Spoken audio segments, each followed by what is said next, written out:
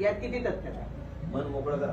आता मला असं वाटतं की माझं मन मोकळेपणानेच बोलतो मी कधी अडवून नाही बोलत. तुमच्याशी मोकळेपणाने बोलतो. मनात एक बाहेर एक ठेवत नाही.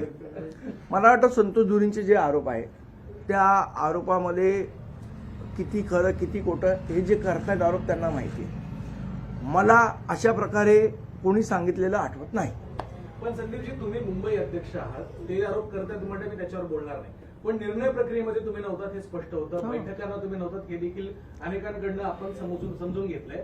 53 जागा अवघ्या मनसेला मिळाल्या. त्यात किती जागा निवडून येतील असं तुम्हाला वाटतं आणि ज्या दिल्यात त्या समाधानकारक आहेत का? नाही, असं आहे की मी तुम्हाला म्हटलं आता चर्चा जागा वाटपाची चर्चा, त्याच्यात किती जागा मिळाल्या, ह्या बरोबर मिळाल्या का चुकीच्या मिळाल्या, या चर्चेत कशाला जायचं.